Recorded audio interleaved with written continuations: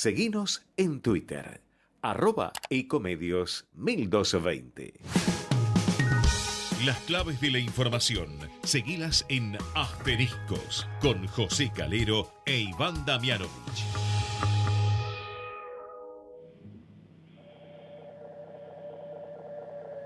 Esto que estás oyendo ya no soy yo.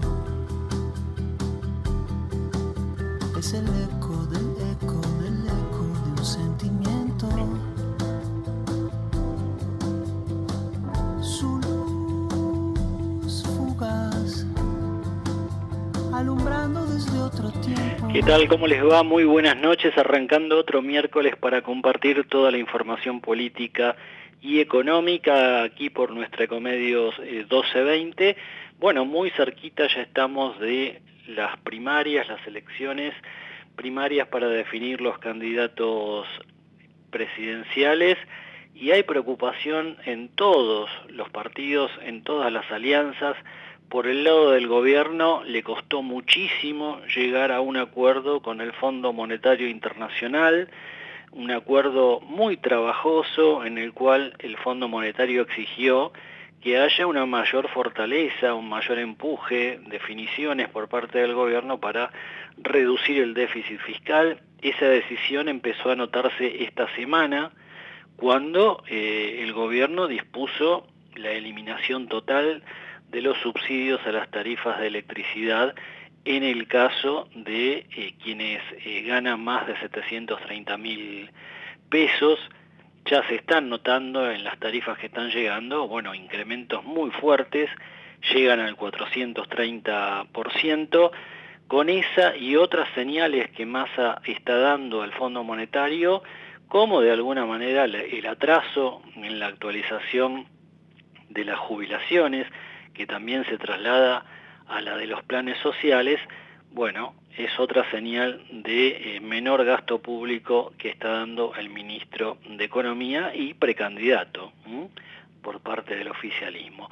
Y del lado de enfrente, Juntos por el Cambio, que atraviesa cada vez más cruces entre sus principales figuras. María Eugenia Vidal salió a apoyar oficialmente en una extensa carta la candidatura del jefe de gobierno porteño, Horacio Rodríguez Larreta. Se definió Vidal y un par de horas después el expresidente Mauricio Macri cuestionó esa decisión de Vidal, dijo que con esa carta había desdibujado su perfil. Hasta ahora la relación entre Macri y Vidal era óptima, lo cual está marcando que las diferencias se acentúan de cara a las elecciones del 13 de agosto, donde las encuestas están marcando distintos parámetros, distintos resultados, incluso opuestos, pero sí están señalando que existe un alto nivel de voto en blanco, de gente que o no va a votar, o anula su voto, o directamente vota con el sobre vacío.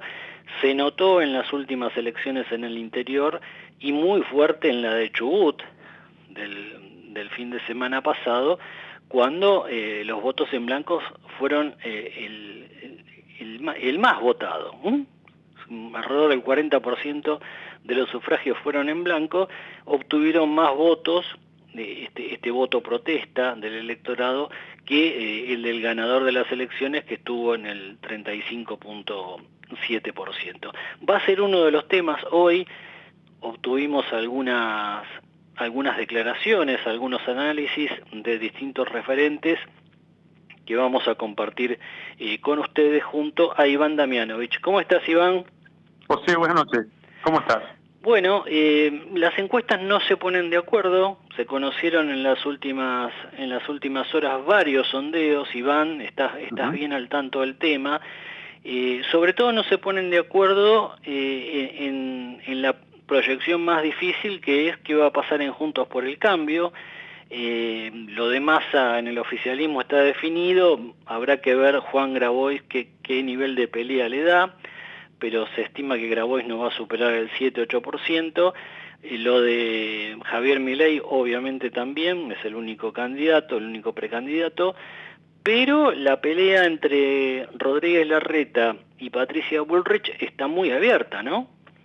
Es abierta y es con final incierto, José, porque la realidad es que hay que tomar con mucha precaución las mediciones, lo venimos diciendo en este programa desde hace tiempo, porque la realidad es que las encuestas que en serio valen, aquellas que en todo caso pueden inferir de alguna manera cierto comportamiento y aún con reparos, son aquellas que se realizan de manera presencial, domiciliaria, de modo que hay muchas mediciones que están girando por el ecosistema de la política y de los medios de comunicación, que en realidad están basadas en llamados telefónicos, muchos de ellos con máquinas, un sistema automatizado, Sí. que se conoce como IBR, y muchas encuestas de tipo online, donde la realidad es que es difícil inferir, porque requiere de muchos pasos que, bueno, no necesariamente indican una correlación con la realidad, ¿no? Y siempre tengamos en cuenta, Iván, que la mayor tendencia a responder a este tipo de sondeos es de la gente más politizada, ¿no? Por supuesto. Que Y suele no en este ser aspecto, mayoría. José, me parece interesante subrayar que hoy por hoy, si querés, uno de los sectores más politizados precisamente responden a Patricia Bullrich. Es decir, hoy, si querés, dentro del justicialismo, que es naturalmente un espacio en constante ebullición política, con trayectoria, con historia, bueno, hay una gran cuota de decepción, por lo pronto con el resultado de este gobierno que está finalizando, pero también con un candidato que ha pasado por diferentes estados, para decirlo de algún modo, y que no termina, si querés, de atraer lo que debiera atraer eventualmente una figura de fuerte peso de tono peronista. Entonces, los que más movilizados están son aquellos que, bueno, buscan una referencia política consolidada, fuerte, con discurso duro, con discurso, si querés, poco conciliador. Y bueno, eso precisamente es lo que representa, por un lado, Javier Milei y por el otro lado, Patricia Bullrich. La entrevistamos a Marta Reale, directora de Reale de la Torre Consultores, para ver, bueno, cómo están observando ellos este fenómeno. La escuchamos y seguimos. En realidad, hemos hecho algunos estudios en el último tiempo, estudios cualitativos relacionados con ese tema, y hay dos cosas que están sucediendo, ¿no? Y que están todos correlacionados, y tiene que ver obviamente con el desencanto y con la insatisfacción de las ofertas electorales.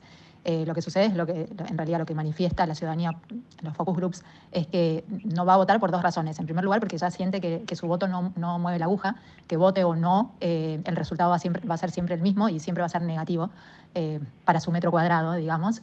Y por el otro lado, también hay como justamente una insatisfacción con la oferta electoral, y en ese sentido, ¿no?, prefieren quedarse en su casa porque no hay ningún dirigente que les atraiga respecto, bueno, de esa posibilidad de movilizarse y que les genere algún grado de expectativa.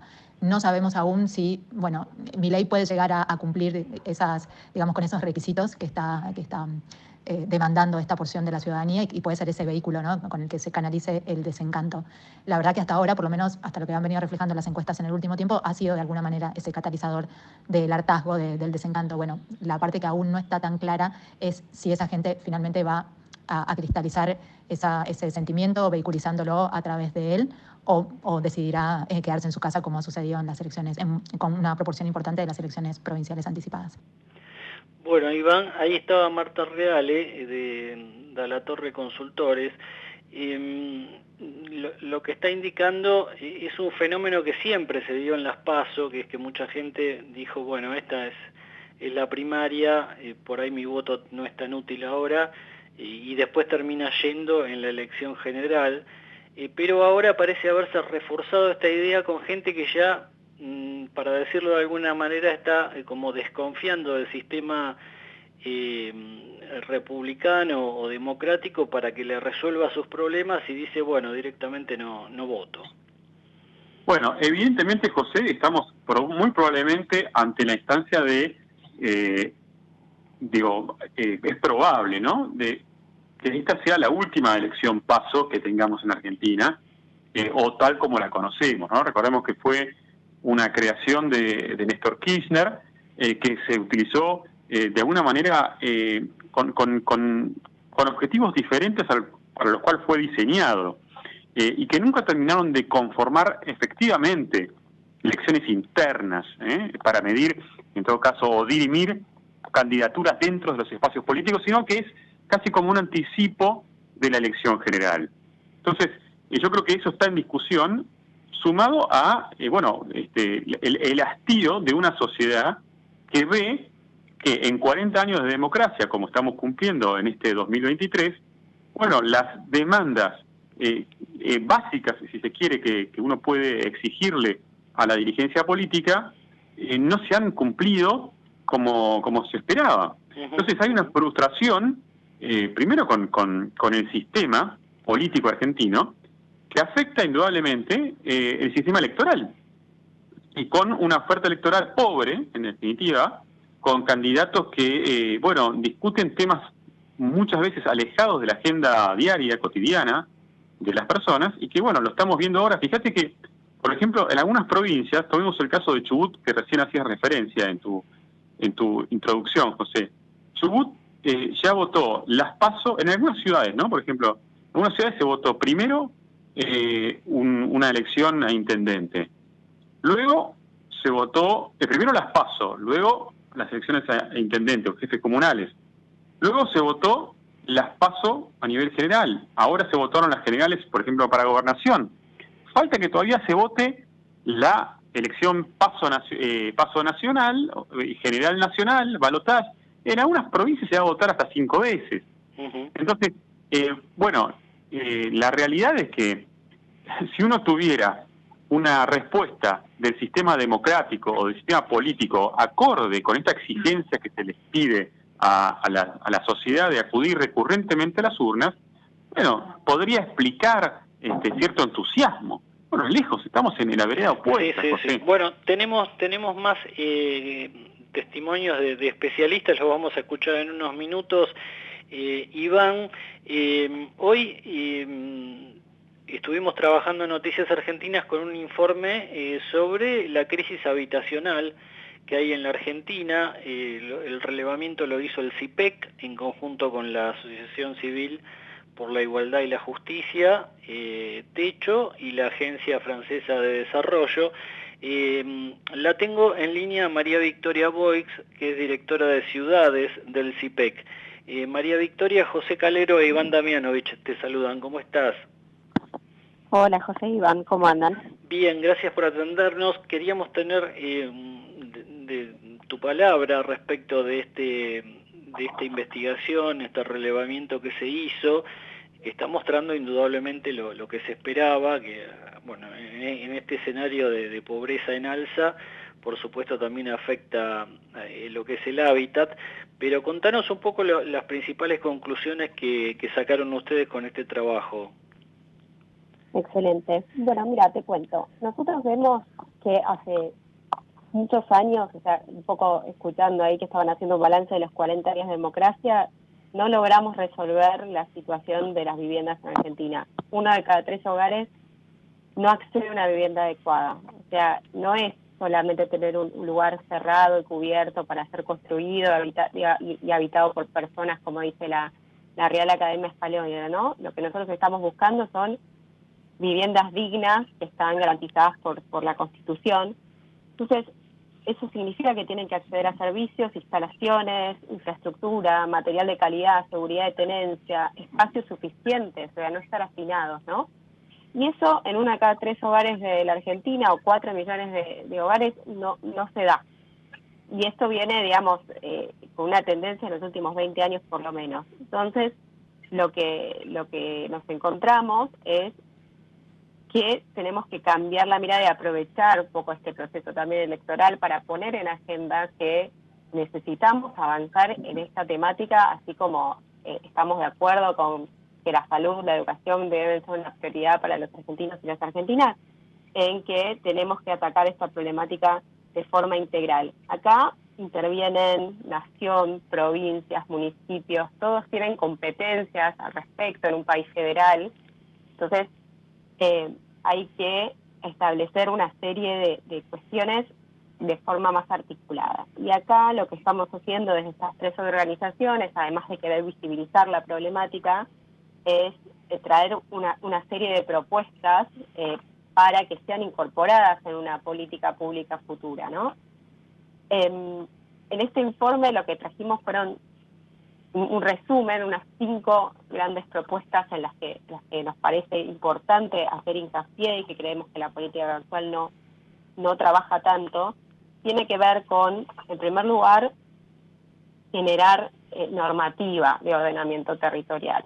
En Argentina no tenemos una ley que nos establezca cómo deben crecer, cómo debemos crecer en el territorio, y las ciudades, y eso lo tenemos estudiado nosotros desde CIPEC, hay un estudio que hicimos en 2018, se crece de forma muy desordenada.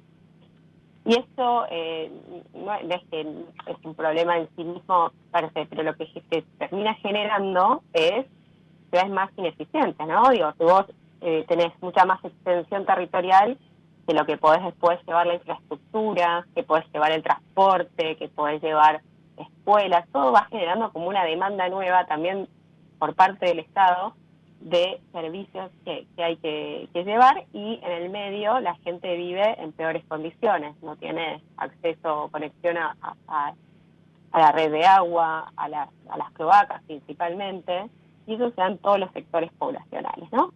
Ahora, María Victoria, Sí, hoy. Iván Damianovich, ¿cómo estás? Buenas noches. Iván, ¿cómo te va? Hagamos un punto ahí. Cuando uno, digamos, ve el desarrollo de la Argentina, por lo menos, digamos, cómo fue creciendo la Argentina y cómo se fue, digamos, extendiendo territorialmente y las instituciones, uno puede advertir que hubo épocas que han quedado muy atrás en el tiempo, ¿no? Donde se planificó una Argentina, se planificó un poco grandes ciudades, ¿no? El ferrocarril llegaba como si se quiere, como instrumento de civilización, ¿no? Y detrás del ferrocarril, bueno, estableciéndose ciudades y pueblos. Digamos, hoy pareciera que esto está en algún sentido dinamitado, ¿no? El crecimiento del conurbano, en fin, ¿cómo se puede, en todo caso, restablecer un mecanismo de ordenamiento en un crecimiento, como referís, tan caótico? ¿Por dónde se comienza? Bueno, es excelente la reflexión. Lo que nosotros vemos es que efectivamente pasa esto, se han perdido muchas capacidades de planificación a nivel local, a nivel provincial, y a nivel nacional no contamos con ningún marco de ordenamiento, algo que diga, bueno, esta es la competencia de tal, estas son los principios rectores, de acá no se puede pasar, esto es lo que, digamos, necesitamos ese primer nivel de marco regulatorio general, pero también, y esto es un dato muy interesante, solo 6 provincias tienen leyes de ordenamiento territorial. Estas leyes de ordenamiento territorial incluyen, por ejemplo, un poco esto que vos decís, ¿no? Los planes de infraestructura, hacia dónde van a estar creciendo las ciudades, qué es lo que está pensando también el Estado, y eso ordena también al mercado un poco, puede entender hacia dónde va, qué es lo que se va a valorizar, qué es lo que se va a poder hacer, y entonces terminamos entrando, si no, en una dinámica siempre muy de la excepcionalidad, ¿no? Y eso genera como un montón de distorsiones que no se quieren, digamos, que no son buenas para el mediano plazo. Y en los municipios también, digamos, los códigos, digamos, urbanísticos y de edificación son muy antiguos.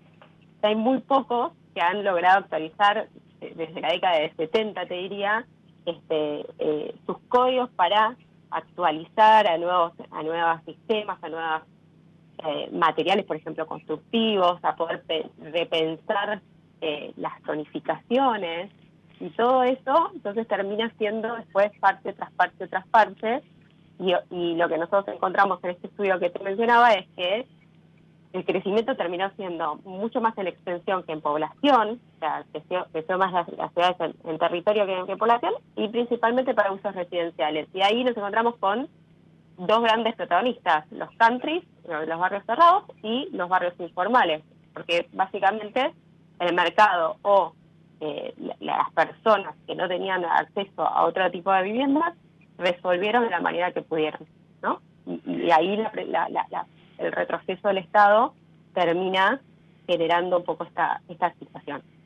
Bueno, y es la imagen contradictoria que se exhibe en varios partidos del conurbano, donde tenés los barrios privados, viviendas de lujo, bueno, separadas en algunos casos por un muro de villas de emergencia. Y yo estaba repasando algunos datos que ustedes difundieron. Más de 5 millones de personas viven en los barrios informales, 66% no tiene acceso a electricidad, 90% carece de acceso al agua potable, 97% a la red cloacal, 99% al gas. ¿Hay forma de medir qué ha pasado con estos datos, por ejemplo, no sé, en los últimos 20 años? Mira, con los barrios informales, en los últimos... Recién ahí empieza a haber un registro en 2018 de cuál es la situación. Antes era una problemática que estaba como... Sabíamos que existía, pero no la medíamos, ¿no? Si no lo medimos, no existe. Por suerte, en 2018 se empezó a generar el Registro Nacional de Barrios Populares y empezamos a tener una brújula. Y en 2022 se actualizó y son estos datos que vos mencionabas. Tenemos más de 5.000 barrios informales en el registro, que son básicamente villas y asentamientos. Entonces, lo que nosotros celebramos de estas tres organizaciones es que se avanzó en pensar en un nuevo paradigma. Ahí, pues, esta ley salió con un consenso total en el Congreso, ¿no? Hay que ir hacia la integración y no hacia la erradicación per se, porque generaba como también una inmovilización, digamos, no se hacía nada al respecto, ¿no? Terminábamos como mirando para un costado. Entonces, y empezar a hablar de estos problemas. Entonces podemos ver que todo esto que vos mencionabas del acceso a servicios es, en realidad, que no es que la gente no necesariamente, la gente puede tener luz o puede tener gas, pero tiene que resolverlo de manera informal, ¿no? Entonces no tienen acceso a las redes de agua potable, segura, limpia, no tienen acceso a las cloacas.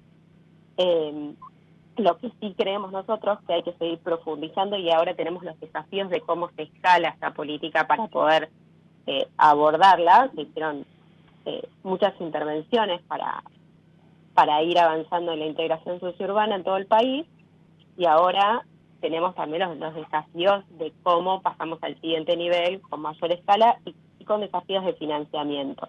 Acá nos parece importante saber que, digamos, para que tengan una idea, en 2022 se gastaron el presupuesto para la FISU, para los programas de integración, era de alrededor de 240.000 millones de pesos, y 226.000 de esos provienen de el fideicomiso, que se nutre del impuesto país, o sea que básicamente es del impuesto al dólar y del impuesto a las grandes fortunas, que son dos fuentes de financiamiento que probablemente desaparezcan en el corto plazo. El de grandes fortunas, ya digamos, no rige más. Entonces, ¿cómo pensamos también en la sostenibilidad de este proceso en el mediano plazo, ¿no? Y con qué fuentes, cómo nutrir este fideicomiso, también con fondos que salgan de los mismos procesos, que podamos captar plusvalías, que podamos también pensar en compensaciones a nivel provincial, a nivel municipal, que intervengan también en esto y no sea 100% subsidiado. Sí. Muy breve, porque tenemos que despedirte ya, pero digamos, entre las propuestas que ustedes destacan, hablan de la implementación de un programa nacional de alquiler asequible. ¿Podrías brevemente decirnos de qué se trata? Sí, básicamente lo que nosotros creemos es que hay un artículo de la ley de alquileres que nunca se implementó, que es un programa de alquiler social, ¿no? Un programa nacional de alquiler social que lo que buscaba era justamente, tenía como principios rectores que planteaban cómo el Estado podría tener intervenciones para asegurar que no se caigan los que están por fuera del sistema, los que no pueden acceder a los altos valores de los precios de alquileres en los grandes aglomerados urbanos. Entonces, básicamente tiene que ver con empezar a incorporar herramientas que se usan en distintos países de la región, sobre todo, por ejemplo, poder poner incentivos a tener menos suelo urbano ocioso, o sea, puede ser, por ejemplo, en el caso de Uruguay, se cobra un impuesto inmobiliario más alto cuando está vacío, poder promover una oferta privada de alquiler asequible a largo plazo con exenciones impositivas, generar algún tipo de regulación, pero siempre a nivel local en términos de alquileres temporarios, tratar de trabajar más en temas de captación de plusvalías que te permitan generar herramientas para propiciar el alquiler asequible y, por ejemplo, generar oferta pública, ¿no? Que eso también está funcionando en varios lugares del mundo, de unidades de alquiler que pueda poner también el Estado como un parque público o subsidios para el pago de alquiler a cierta población muy, muy vulnerable. Bien, bueno, qué tema creo que incluso para los candidatos va a ser una de las asignaturas que deberán afrontar. María Victoria, gracias. Muchas gracias, José e Iván, por escuchar y por invitarnos a este espacio. Bien, bueno, una profundización de lo que es la problemática de la pobreza. Estábamos en línea con María Victoria Boix, directora de Ciudades del CIPEC. Iván, para redondear el tema político, tenemos una entrevista más que hicimos con la intención, bueno, de ver cómo está este tema de los votos en blanco, bueno, cómo es lo que viene. Lo escuchamos a Facundo Mordassini, director de la consultora de imagen y gestión política en Asteriscos. Con respecto al ausentismo que se vienen dando en las últimas elecciones, notamos dos parámetros para estudiarlo. El primero es que siempre en las elecciones intermedias o en las PASO suele tener menor grado de participación. Los electores no le asignan el mismo nivel de importancia que, por ejemplo, en las elecciones presidenciales o en las elecciones generales. El ejemplo más contundente es comparar las elecciones del 2021 intermedias con las del 2019 presidenciales. Las del 2021 tuvo 10% menos de participación que la presidencial. El otro parámetro para entender el ausentismo es, por ejemplo, que en la campaña del 2019, el expresidente Mauricio Macri, cuando la ideologizó, logró tener mayor grado de participación de su electorado. Y, por ejemplo, observamos que el elector peronista, cuando se siente también desencantado o insatisfecho, suele desmovilizarse. Bueno, un dato clave ese que dijo al final Mordassini, Iván, y volvamos al tema de los resultados dispares que arrojan las encuestadoras, ¿no? Yo, para resumir un poco lo que están dando los sondeos, Iván, querría que me detallaras. Leí que la consultora Nueva Comunicación hizo un sondeo a fondo sobre esta elección y que nos contaras un poco los datos. Bueno, básicamente lo que ha llamado la atención en este relevamiento de Nueva Comunicación es que, primero, el dato que decíamos al comienzo, que es una encuesta presencial, una encuesta con un grado de mayor, digamos, certeza sobre otros que están circulando. Y lo interesante de esto es que hay prácticamente una paridad entre Unión por la Patria y Juntos por el Cambio si se suman tanto Massa con Grabois como Larreta con Bullrich. En ese caso, bueno, lo que muestra este sondeo es que Juntos por el Cambio supera con 29% a Unión por la Patria, que obtiene un 28%. Pero si uno se dispone a ahondar un poco más, bueno, hay una prevalencia, si se quiere, de la fórmula de Horacio Rodríguez Larreta, con 16% de intención de voto, frente a la de Patricia Bullrich con un 13%. Con relación al voto en blanco, del que hablábamos recién, José, bueno, en blanco o no va a votar un 6% y no sabe, o está indeciso un 10%. De manera que entre el indeciso y el blanco tenemos un 16%, prácticamente la misma cantidad de intención de voto que el propio Larreta. Y finalmente, en esta encuesta de Nueva Comunicación, José, el dato también llamativo es que en los diferentes escenarios de balotaje prevalece la fórmula de Larreta sobre Patricia Bullrich. Es decir, si se lo mide en un mano a mano contra Massa, Larreta obtiene un 41% frente a Massa un 37%. En cambio, si se la mide a Patricia Bullrich contra Massa, el que gana en ese escenario es Massa, con un 40% contra un 36%. Y finalmente, si querés, en un hipotético escenario de balotaje entre Larreta y Milei, Larreta obtendría un 42% frente a un 31% de Javier Milei. Como decimos siempre, hay que tomar todo con pinzas, todavía faltan días decisivos. Este tamaño de la muestra es de 1.780 casos, digamos, domiciliarios, presenciales, que tienen un nivel de confianza de un 95,5%. Pero sabemos que a la hora de la verdad muchas cosas influyen en la decisión, y este sondeo de Nueva Comunicación, bueno, hay que tomarlo como todos, como una brújula que está marcando una tendencia, pero que todo, puede modificarse sobre la hora, sobre todo en un escenario tan cerrado como el que estamos observando en esta elección. Impacta, y ya como cierre, Iván, el número de Massa, porque, bueno, es un ministro de Economía que está con 120, 130% de inflación anual, un dólar que no le da tregua, hoy volvió a cerrar en 560 pesos, toda la economía intervenida, o sea que, se tiene que llamar dichoso Massa de estar obteniendo este nivel de adhesión, y por supuesto es una alerta para la oposición. Continuamos el análisis la semana próxima, Iván. Un abrazo grande, José, gracias. Vamos la radio, somos tu voz, vamos con Eco, siempre la verdad y la mejor información. ¿Cuándo fue la última vez que te tomaste un respiro para ver un amanecer? Descubriendo lugares distintos que te hacen soñar, emocionar.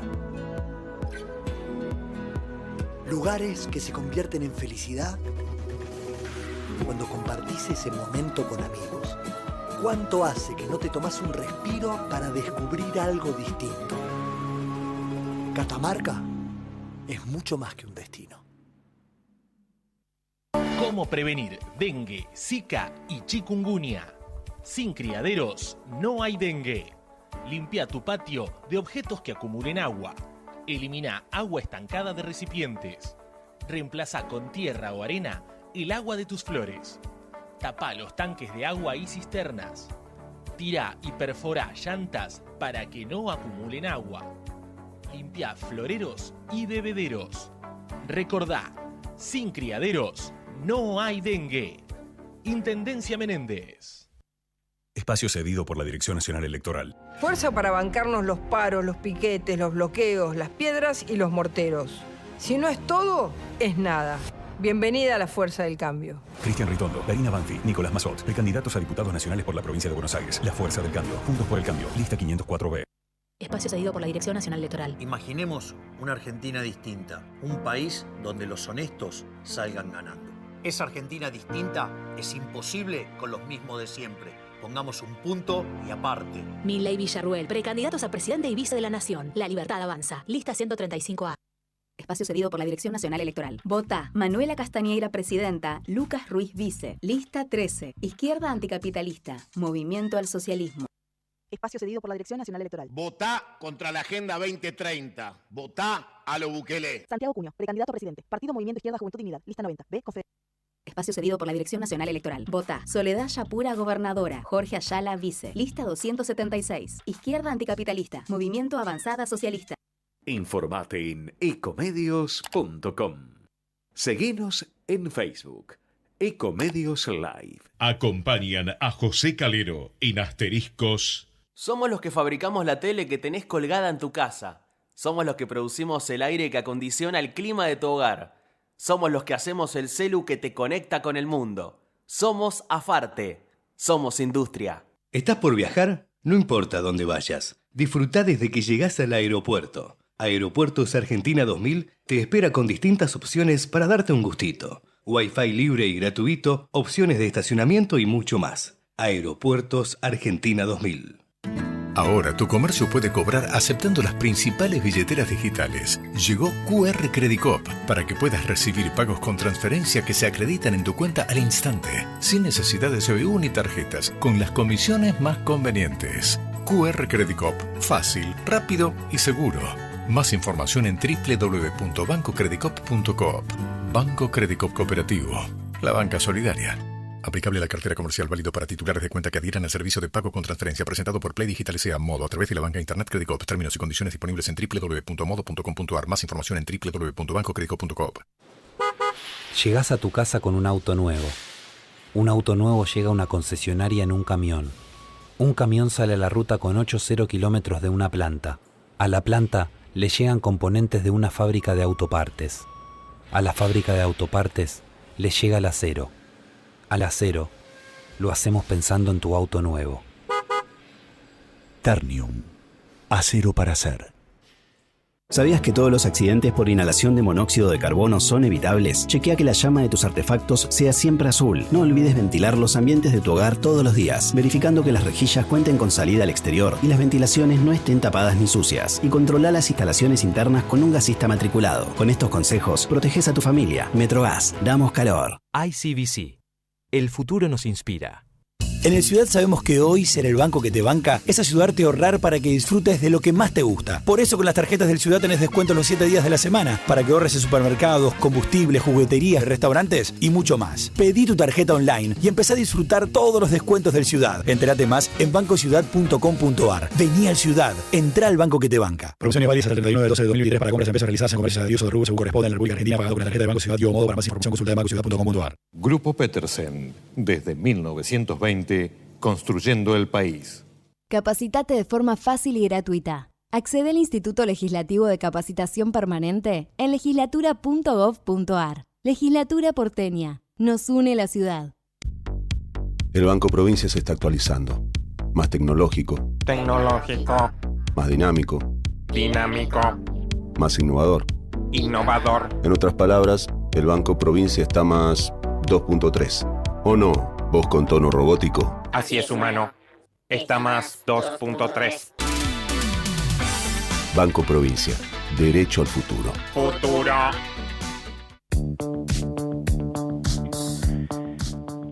Bien, tiempo de hablar de finanzas, de qué está ocurriendo con el acuerdo con el Fondo Monetario, de cuándo llegarán los fondos prometidos, o por lo menos anunciados. Lo tengo en línea al especialista en finanzas, exsecretario de Finanzas, Daniel Marx. Daniel, José Calero te saluda, ¿cómo estás? ¿Cómo estás vos? Bien, estaba leyendo, Daniel, una información de último momento, surgió recién, la tiene el Cronista.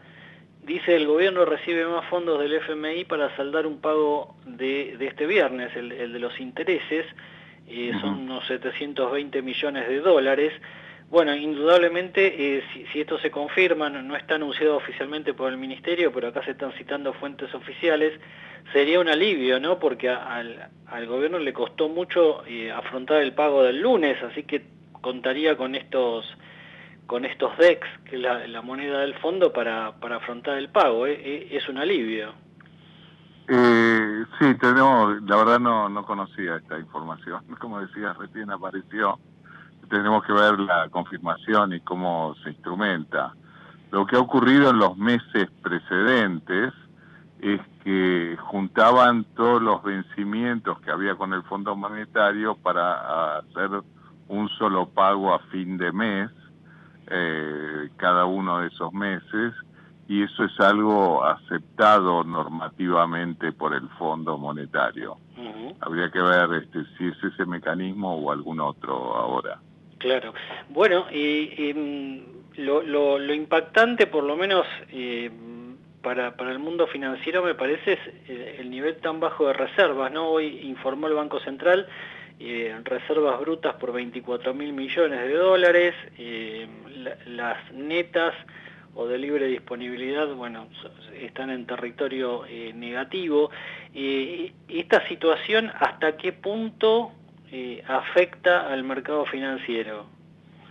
Sí, bueno, ciertamente el Banco Central ha tenido que enfrentar compras que se hacen de reservas y el central las vende, que ha hecho que en definitiva las reservas tengan una tendencia decreciente. Ahora, la liquidez del Banco Central es más importante de lo que era el cálculo de estas reservas netas que se difunde. Esto es, sin tocar lo que son los encajes o la liquidez que tienen los bancos por los depósitos recibidos, el Banco Central tiene otros mecanismos que ha venido usando y que cada tanto le dan una liquidez superior. Por ejemplo, lo más difundido de este año ha sido la utilización del swap de monedas con China, que le añadieron disponibilidad de divisas, llamémoslo, que se usó para distintos fines, desde pagarle al Fondo Monetario hasta pagar importaciones de terceros países, no solamente de China. También hay otras líneas de liquidez que el Banco Central tiene ahí en su activo, llamémosle, y entonces sí, yo diría, las reservas brutas han caído durante este año y se mueven de acuerdo a los desembolsos y pagos que hay que hacerle al Fondo Monetario y el resultado del mercado cambiario. Pero yo creo que la parte de la liquidez de los depósitos del público, el Banco Central está tratando, y lo ha logrado, pero hasta ahora evita tocarlo si eso está separado de alguna forma, no a través de un fideicomiso, pero sí sin afectarlo. Bien, bueno, esto explica por ahí algunas declaraciones que hizo el presidente del Banco Central en las últimas semanas, bajándole el tono a este tema de la caída de reservas. En este escenario, y teniendo en cuenta que en la tercera semana de agosto aparentemente llegaría el desembolso del Fondo Monetario a partir de esta nueva revisión acordada, y te da la impresión de que el margen de maniobra a nivel cambiario por parte del Banco Central hasta fin de año, es decir, hasta que asuma el próximo presidente, es manejable. Sí, no es holgado, llamémoslo. Digamos, se está recurriendo a distintos mecanismos. Está ahora, decía, aparte de lo de los chinos, está lo de el préstamo financiero de la conocida como Corporación Andina de Fomento. Sí.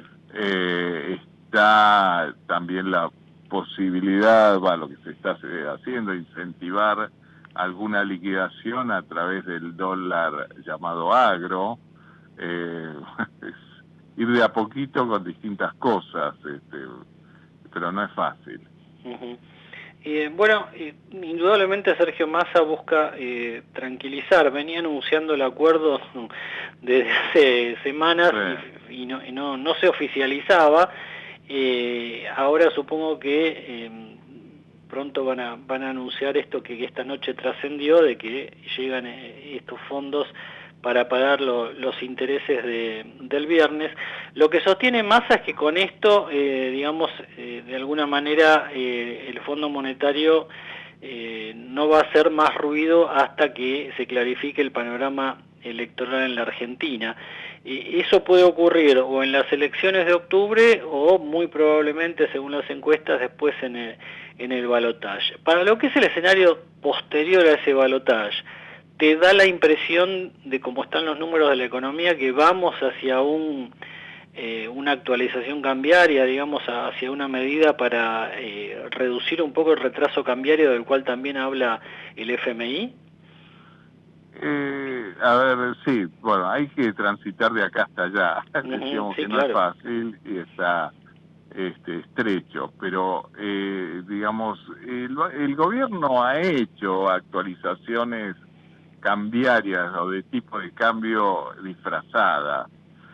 No es la forma tradicional, quizás no es la más limpia, pero el dólar soja, el dólar agro, el Qatar y todo eso, en realidad es un tipo de cambio diferencial superior al oficial, y eso, bueno, yo creo que en el promedio está incidiendo bastante. Tengamos en cuenta que, por ejemplo, la soja es el principal producto de exportación.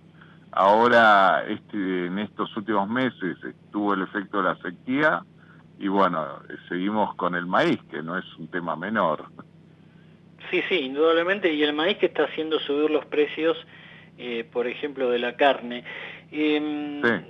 Bueno, en este escenario, la oposición, que confía en ganar, de Juntos por el Cambio, que confía en ganar las elecciones presidenciales, hay dos discursos, dos posiciones, dos propuestas muy claras en materia cambiaria. Por un lado, Bullrich, que dice, bueno, al día siguiente levanto el cepo cambiario. Por el otro, Rodríguez Larreta, que sus economistas sostienen eso no es posible, hay que ir a una transición, hay que hacerlo en etapas, va a llevar varios meses. Desde tu punto de vista, ¿cuál es la posición más razonable? Sí, yo creo que, digamos, no hay tanta diferencia cuando uno habla con los equipos técnicos. Hay distintas formas de presentarlo.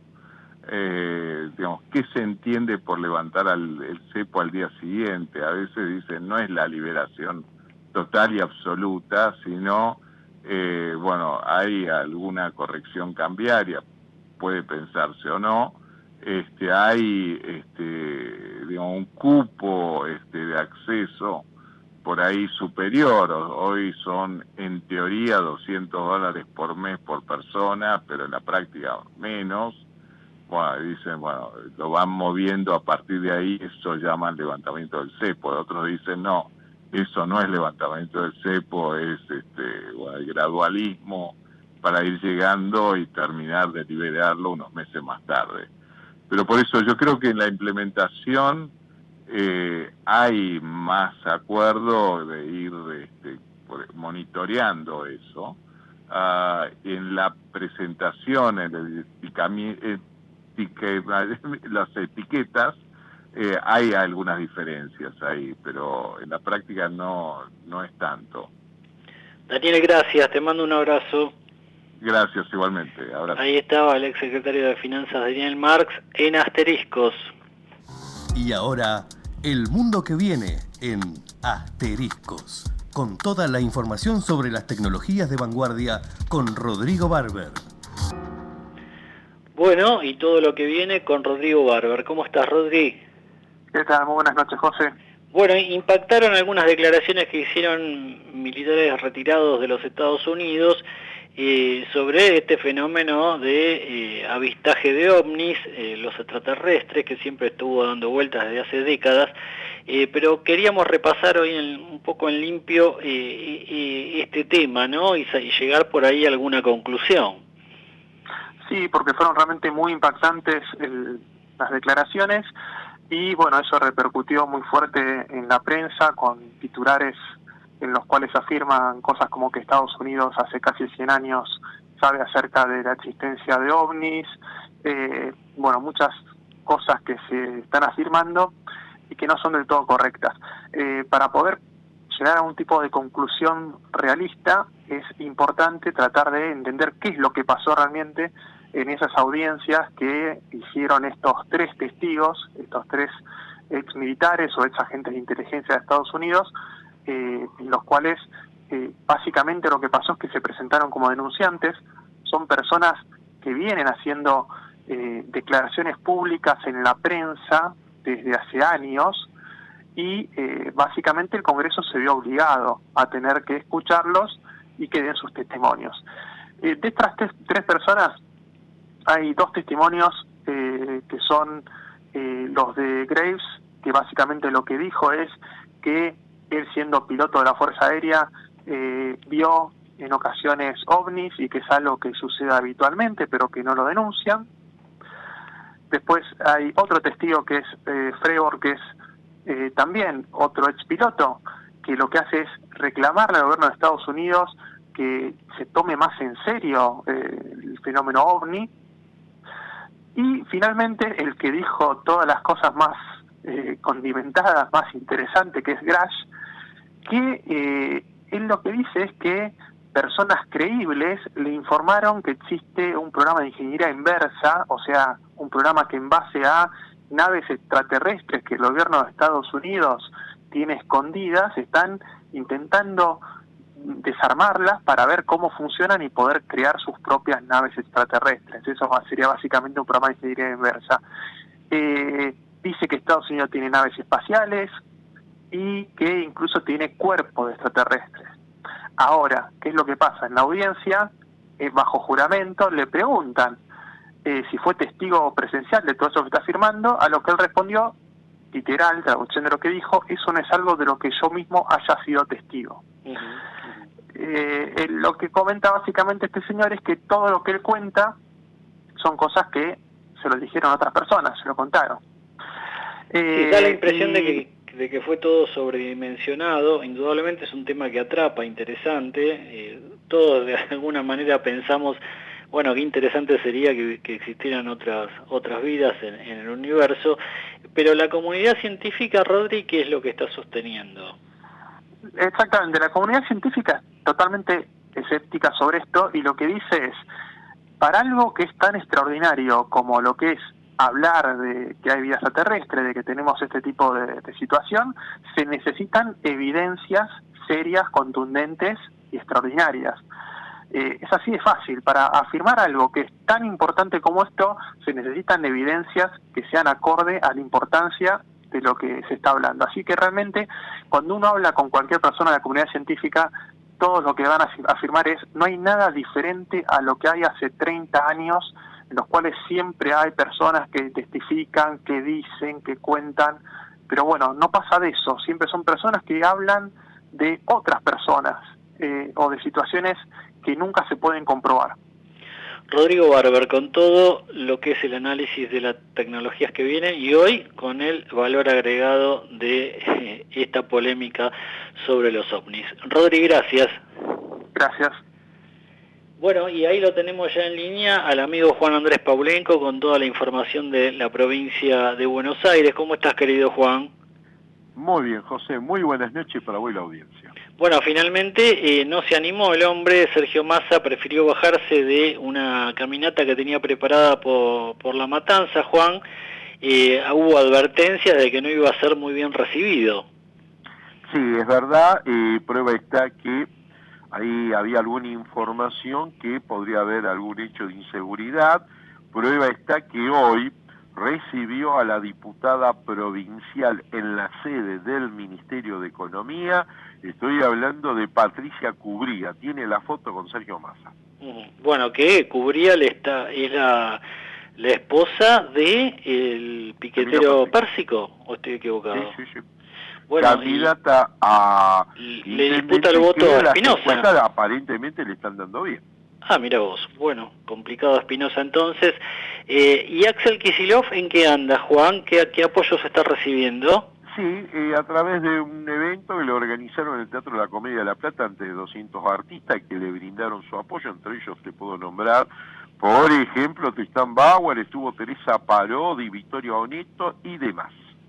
Bien, los intelectuales o artistas K. Y bueno, Rodríguez Larreta recibió un apoyo importante, ya lo comentamos en el programa, el de María Eugenia Vidal, pero antes había recibido otro respaldo que tiene que ver con la provincia, ¿no, Juan? Yo creo que Facundo Manes le sirve más que Vidal, a mi opinión, porque Manes le permite consolidar y atraer ese voto radical. Estamos hablando que estuvo en Tandil, por ejemplo. También Manes le permite en la 7ª sesión electoral en Olavarría, la 4ª con Chacabuco, Salto, por ejemplo, donde es él. La estrategia es que Manes se va a dedicar a caminar con los candidatos en esas zonas. Bien, y un buen dato para saber el día del comicio con respecto al transporte. Sí, a través del Ministerio de Transporte de la provincia de Buenos Aires esbozaron y garantizaron que el 13 de agosto, desde las 6 de la mañana y a las 0 horas, va a haber transporte gratuito. También está reservado el 22 de octubre, las elecciones generales, y una segunda fecha en caso de balotaje, 19 de noviembre. Desde las 6 de la mañana hasta las 12 de la noche, no solo micros, trenes, subtes y también para la gente que tiene sistema pluvial, lanchas gratis. Bueno, buen dato ese porque está renuente la gente a ir a votar, hay mucho voto en blanco. Hasta ahora se habla de un posible 10% de voto en blanco y posiblemente pueda andar en un 60-65% la participación.